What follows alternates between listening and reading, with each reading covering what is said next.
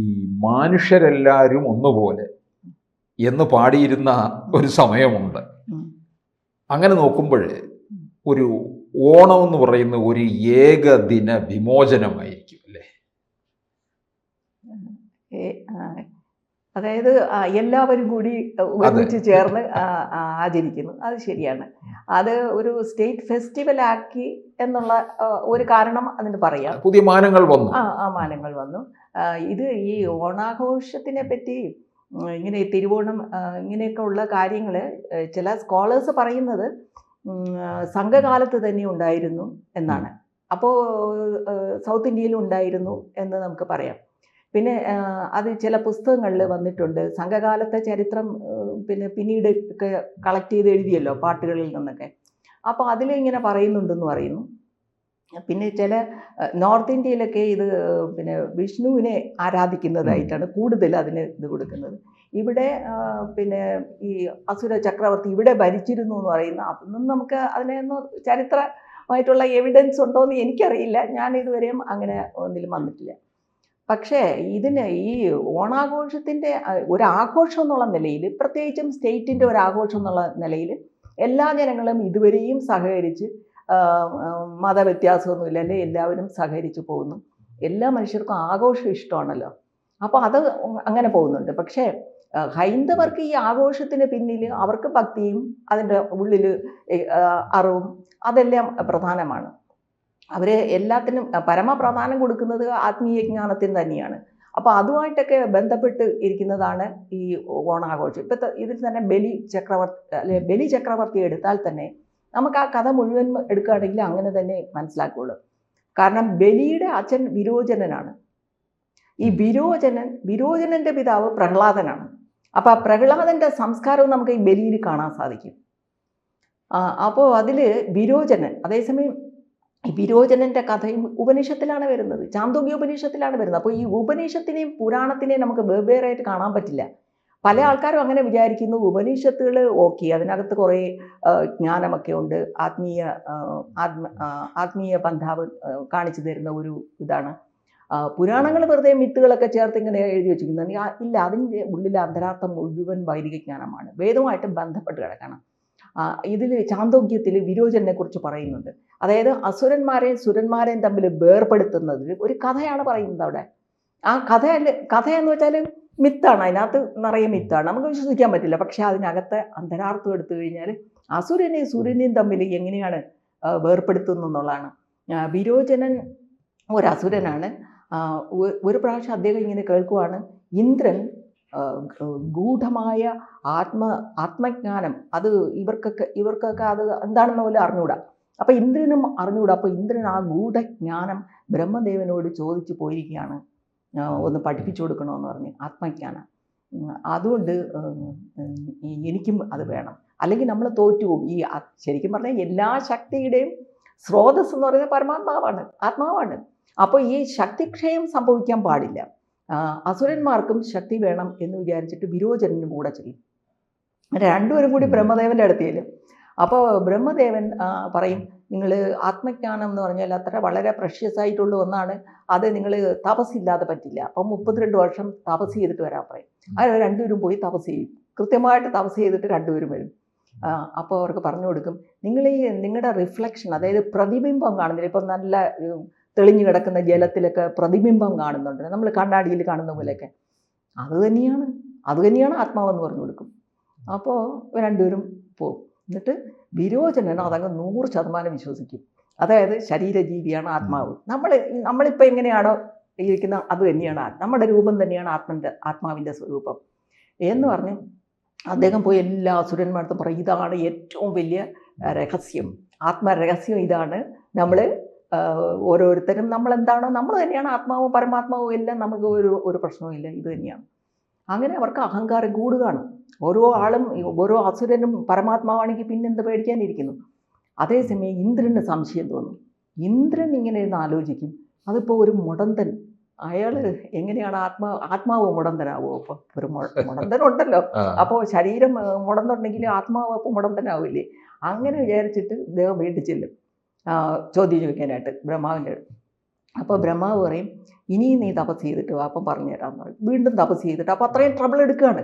തപസ് ചെയ്തിട്ട് പിന്നെ ചെല്ലുമ്പോൾ അദ്ദേഹം പറയും അതല്ല, പിന്നെ ഈ സ്വപ്നത്തിൽ നീ നിന്നെ കാണാറുണ്ടല്ലോ. അപ്പം നമ്മളൊരു സ്വപ്നം കണ്ടാൽ നമ്മൾ തന്നെ അതിൽ ആക്ട് ചെയ്യുന്നതായിട്ട് കാണുമല്ലോ. അപ്പോൾ സ്വപ്നത്തിൽ നീ നിന്നെ കാണുന്നുണ്ടല്ലോ, അത് തന്നെയാണ് ആത്മാവെന്ന് പറയും. അപ്പോൾ അയാൾ പോയിട്ട് പിന്നെയും സംശയം. സ്വപ്നത്തിൽ എനിക്ക് ദുഃഖവും ഭയവും ഒക്കെ ഉണ്ടാവുന്നു. സ്വപ്നം കാണുന്ന സമയത്ത് അതിലെ ഞാനെന്ന് പറയുന്നത് ഭയം ഉണ്ടാവുന്ന എനിക്ക്, അങ്ങനെയൊക്കെ. അപ്പോൾ ഈ ആത്മാവിന് ഭയവും സങ്കടമൊക്കെ വരുമോ?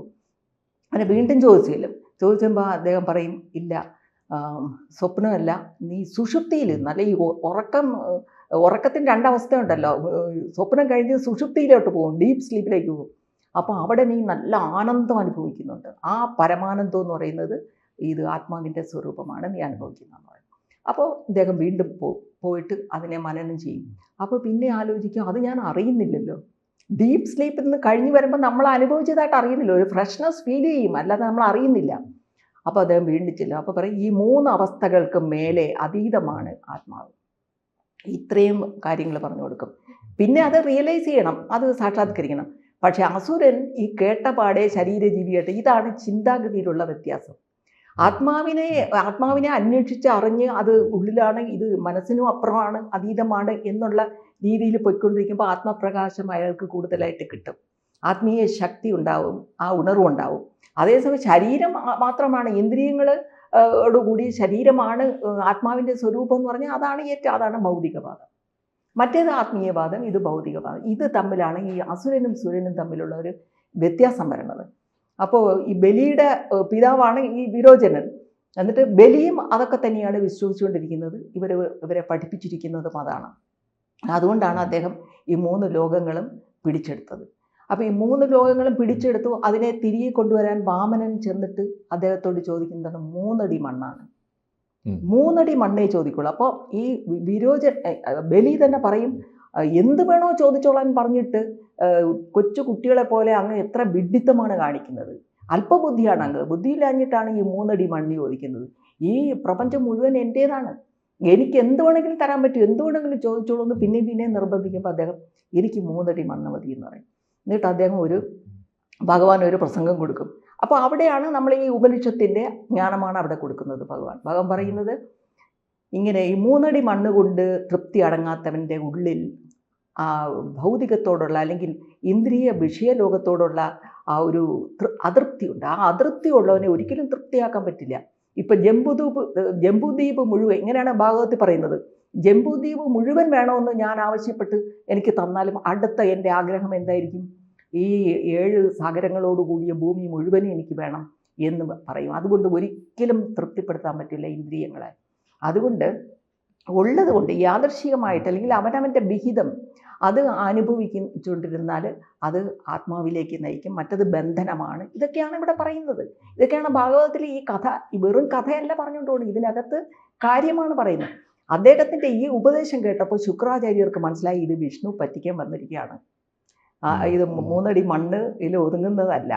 അങ്ങനെ അദ്ദേഹം വിലക്കിയിട്ടും ഈ ഇദ്ദേഹം കൊടുക്കാമെന്ന് പറഞ്ഞു പോയില്ല. എന്ത് ചോദിച്ചാലും കൊടുക്കാമെന്ന് പറഞ്ഞു പോയത് കൊണ്ട് ബലി അതിൽ തന്നെ ഉറച്ചു നിൽക്കും, തൻ്റെ വാക്കിൽ തന്നെ ഉറച്ചു നിൽക്കും. അതാണ് പ്രഹ്ലാദൻ്റെ ആ സംസ്കാരം അദ്ദേഹം കാണിക്കുന്നത്. വാക്പാലനം നടത്തും, സത്യസന്ധനാണ് അദ്ദേഹം. അങ്ങനെ അദ്ദേഹം പറയുന്നുണ്ട്, എന്നാൽ 3 അടി മണ്ണെടുത്തോളൂ എന്ന്. ഈ 3 അടി മണ്ണിൻ്റെ പ്രത്യേകതയും നമ്മൾ ചിന്തിക്കേണ്ടതാണ്. അതായത് പുരുഷ സൂക്തത്തിൽ, വേദത്തിലെ ഋഗ്വേദ യജുർവേദത്തിലൊക്കെ ഉണ്ട് പുരുഷ സൂക്തം, പ്രധാനപ്പെട്ട ഒരു സൂക്തമാണ്. അതിനകത്ത് വരുന്നുണ്ട്, അതായത് ഈ ഭഗവാന്റെ അനന്ത ശക്തിയിൽ നിന്ന് ഒരു ചെറിയ അംശം മാത്രമാണ് ഈ പ്രപഞ്ചം, ഇത്രയും അനന്തമായി വികസിച്ചുകൊണ്ടിരിക്കുന്ന പ്രപഞ്ചം ഭഗവത് ശക്തിയുടെ ഒരു ചെറിയ അംശം മാത്രമാണെന്നാണ് പറയുന്നത്. അപ്പോൾ ആ ചെറിയ അംശത്തെ പറയുന്നത് 4 പാദങ്ങളിൽ 1 മാത്രമാണ് ഈ പ്രപഞ്ചം. 3 പാദങ്ങളും അതീതമായിട്ട്, പ്രപഞ്ചത്തിന് അതീതമായിട്ട് ഭഗവാനിലിരിക്കുവാണ് എന്ന് പറയുന്നുണ്ട്. അപ്പോൾ അതാണ് ഇവിടെ ഈ 2 പാദം കൊണ്ട് ഈ സകലതും ഭഗവാൻ അങ്ങ് സ്വന്തമാക്കുകയാണ്. അപ്പോൾ ആ അതീത ശക്തി അനന്തമാണെന്നുള്ള ആ ഒരു ഇതാണ് ഇവിടെ വരുന്നത്. 2 പാദം കൊണ്ട് ഭഗവാൻ അങ്ങ് വികസിച്ച് എല്ലാം തിരികെ പിടിച്ചിട്ട് പിന്നീട് ഭഗവാൻ തൻ്റെ പാദം വയ്ക്കാൻ ഇടവില്ല, പ്രപഞ്ചം മുഴുവൻ സ്വന്തമാക്കി. അങ്ങനെയാണ് ഈ ബലിയുടെ തലയിലോട്ട് അദ്ദേഹം കാല് വയ്ക്കുന്നത്. ബലി കാണിച്ചു കൊടുക്കുമ്പോൾ കാൽപാദം അവിടെ വയ്ക്കുന്നേ ഉള്ളൂ, ചവിട്ടി താഴ്ത്തുന്നൊന്നുമില്ല. കൂടുതൽ വാർത്തകളും വിശേഷങ്ങളും നിങ്ങളിലേക്ക് എത്താൻ ABC മലയാളം സബ്സ്ക്രൈബ് ചെയ്യുക, ബെൽബട്ടനും അമർത്തുക.